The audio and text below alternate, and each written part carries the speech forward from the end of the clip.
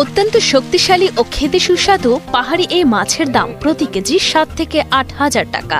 আর প্রাপ্তবয়স্ক প্রতিটি মাছের ওজন হয়। এই পোনাগুলাকে যখন নার্সারি পুকুরে দেব, সেখানে 2 মাস পালনের পর যখন মাছের পোনাগুলার সাইজ হবে 3 থেকে 5 ইঞ্চি, তখন আমরা মূলত এটা আমরা চাষিদেরকে সরবরাহ করে থাকি। এদিকে দেশীয় মহাশোল টরটর এবং টরবারাকা প্রজাতির মাছের কৃত্রিম প্রজনন ও উৎপাদনের লক্ষ্যে নতুন প্রকল্প নিয়ে গবেষণা কার্যক্রম অব্যাহত রাখবে বলে জানিয়েছেন।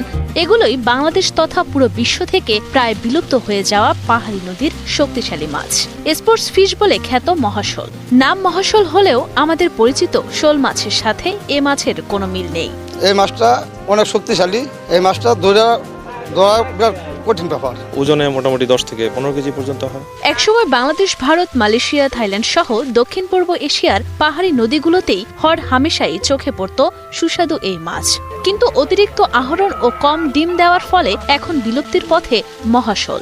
বর্তমানে দেশের বাজারে কালেভদ্রে মহাশোল মাছ পাওয়া গেলেও তা প্রতি কেজি 7 থেকে 8,000 টাকায় বিক্রি হয় বলে জানান বাংলাদেশ মৎস্য গবেষণা ইনস্টিটিউটের বৈজ্ঞানিক কর্মকর্তা doctor Mohammad Mashiur Rahman. Malaysia, Thailand, ইন্ডিয়াতেও আসলে এই মাছটি পাওয়া যায়, আমি নিজে দেখেছি। তবে সেই দেশের যে মহাশোল সেটা আমি খেয়েও দেখেছি। তো আমাদের দেশের মহাশোলের টেস্ট এবং ওই দেশের টেস্টের মধ্যে বেশ পার্থক্য রয়েছে। আমাদের মাছটি অনেক বেশি সুস্বাদু।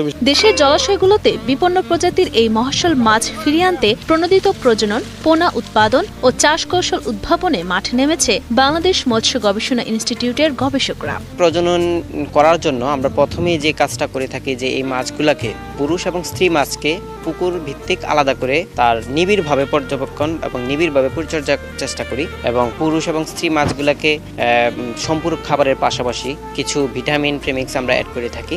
দেশে বর্তমানে টরটর, টরপুটিটরা, টরবারাকা প্রজাতির 3 ধরনের মহাশোল পাওয়া যায়। এর মধ্যে পুটিটরা বা লাল পাখনা মহাশোলের প্রজনন ও চাষ পদ্ধতি উদ্ভাবন করেছে বাংলাদেশ মৎস্য গবেষণা ইনস্টিটিউট। কার্প জাতীয় অন্যান্য মাছের তুলনায় মহাশোল মাছ ডিম দেয় কম, ফলে অত্যন্ত যত্নের সাথে সংগ্রহ করা হয় এই মাছের ডিম। প্রতি সপ্তাহ অন্তর অন্তর আমরা পুকুরের মাছগুলোকে জাল টেনে তার ডিম পরিপক্কতা চেক করে থাকি। প্রথমে আমরা স্ত্রী মাছকে আমরা চাপ দিয়ে পেট থেকে ডিমগুলা কালেকশন করে নিব। পরবর্তীতে মেল মাছ থেকে তার স্পার্ম যেটা বা মিল্ক সেটা আমরা কালেকশন করে নিব। নিয়ে আমরা পাখির পালক বা মুরগির পালক দিয়ে আমরা সুন্দর করে জেন্টলি মিক্সিং করব। তারপরে প্রথমে আমরা দেব ফিজিওলজিক্যাল স্যালাইন। এই স্যালাইন ওয়াটারটার কাজ হচ্ছে এই ডিমের ফার্টিলাইজেশন রেটটা বাড়াবে। ডিম সংগ্রহ করে ইনকিউবেটরে বিশেষ প্রক্রিয়ায় উচ্চচাপে 72 ঘন্টা রাখার পর পাওয়া যায় রেণু। দুর্লভ মহাশোলের রেণুকে খাবার হিসেবে হাঁস বা মুরগির ডিমের সিদ্ধ কুসুম দিতে হয় বলে জানান বাংলাদেশ মৎস্য গবেষণা ইনস্টিটিউটের বৈজ্ঞানিক কর্মকর্তা মোহাম্মদ শাহিন আলম। ডিমগুলা যেন সবসময় ঘূর্ণনের মধ্যে থাকে বা এটা যেন যে ইনকিউবেটরের দেয়ালে যেন লেগে যায় তাহলে কিন্তু সেই ডিমগুলো আর হ্যাচ হবে না। তো ইনকিউবেশনে দেওয়ার পরে মোটামুটি 72 ঘন্টা 70 থেকে 72 ঘন্টা সময় লাগবে এটা হ্যাচ হইতে। ফার্স্ট ফিডিং হিসেবে আমরা মুরগির ডিম বা হাঁসের ডিম সিদ্ধ করে শুধুমাত্র কুসুমটাকে সেটা আমরা দিব। এটা হচ্ছে তার ফার্স্ট ফিডিং। মহাশোল মাছ বেশ শক্তিশালী। শীতকালে এ মাছের প্রজননের আদর্শ সময়। মহাশোলের দেহ লম্বা, মাথা অপেক্ষাকৃত ছোট।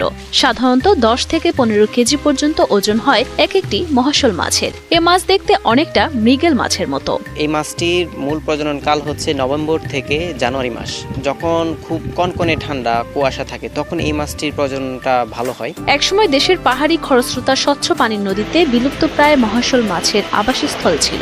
মহাশোলের প্রধান খাদ্য নদীর পাথর বা নুড়ির ফাঁকে ফাঁকে পেরিফাইটন নামের জন্ম হওয়া শ্যাওলা। মহাশোল মাছকে অনেকেই মহাশের মাশোল, টর, চন্দনা মাশোল প্রভৃতি নামে ডেকে থাকে। পাথরের গায়ে যে খাবার লেগে থাকে সেইগুলো খেয়ে সাধারণত এরা বেঁচে থাকে। ওজনে মোটামুটি 10 থেকে 15 কেজি পর্যন্ত হয়। প্রণোদিত প্রজননের মাধ্যমে স্বল্প সময়ে সারা দেশের চাষিদের মাঝে মহাশোলের পোনা পৌঁছে দিতে বিএফআরআই এর বৈজ্ঞানিকরা কাজ করে যাচ্ছে বলে জানান বৈজ্ঞানিক কর্মকর্তা